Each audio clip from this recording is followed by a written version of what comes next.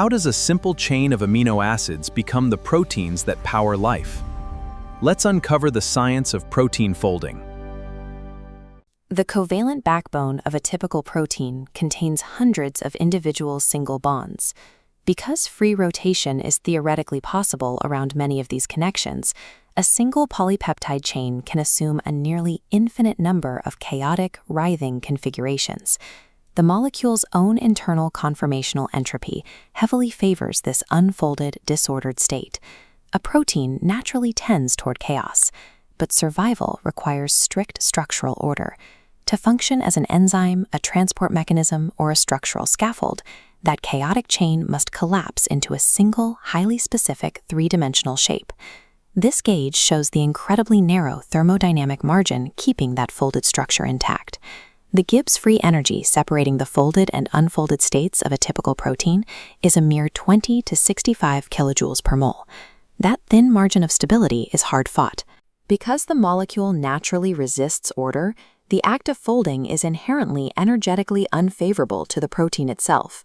We face a thermodynamic paradox. If folding vastly decreases the protein's internal entropy, a massive external physical force must exist in the environment to crush it into shape. We find that force in the cellular environment. A folded polypeptide is surrounded by an aqueous solvent, and its backbone is dotted with hydrophobic, water-repelling amino acid side chains. Water molecules cannot easily interact with these nonpolar chains. Instead, they react by building rigid, highly structured solvation cages around them. This forced rigidity creates a steep drop in the solvent's own entropy. To reduce their exposed surface area, the hydrophobic side chains are violently pushed together into a dense core. As the nonpolar chains cluster and hide away from the surface, the rigid water cages shatter. The trapped water molecules scatter back into free, chaotic movement. The release of that structured water creates a massive, favorable increase in the entropy of the solvent. The protein itself has no intrinsic drive to fold. It is the surrounding water's relentless drive to maximize its own entropy that provides the thermodynamic engine crushing the polypeptide into its folded state. Once the water forces the collapse, why is the result a precise atomic machine rather than a randomly crumpled ball? This diagram highlights a specific carbon-nitrogen peptide bond linking two amino acids on the protein backbone. Notice the electron cloud sharing between the carbonyl oxygen and the amide nitrogen. This quantum resonance gives the bond a partial double bond character, making it physically impossible to rotate and locking the 6 surrounding atoms into a rigid plane. The only remaining points of articulation in the entire backbone are the alpha carbons. Each alpha carbon provides just 2 specific angles of rotation, the phi angle and the psi angle. Because atoms occupy physical volume, you cannot simply rotate these swivels into any position. Pushing the angles too far forces adjacent electron clouds to collide, a strict mechanical impossibility known as steric hindrance. This graph is a Ramachandran plot.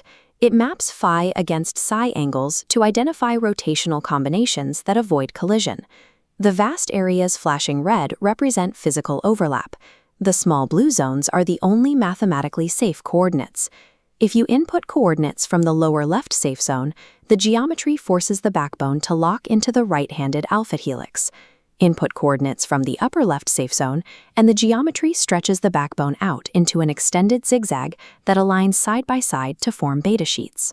Linus Pauling and Robert Corey used these physical principles to predict these structures in 1951, years before the first complete protein was mapped. The classic biological shapes observed in nature are the inescapable outputs of these quantum geometric laws.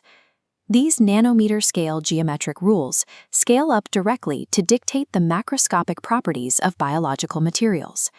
Mammalian hair relies on alpha-keratin, a protein utilizing stacks of alpha-helices to achieve remarkable physical strength. Alpha-keratin relies on a quaternary structure, where 2 right-handed helices wrap around each other in a left-handed supertwist, creating a tough coiled coil. These coiled coils are locked tightly into place by rigid covalent disulfide bonds, bridging the parallel chains so they cannot slip past one another. When absolute tensile strength is required for vertebrate bone, tendon, and connective tissue, the physical constraints tighten.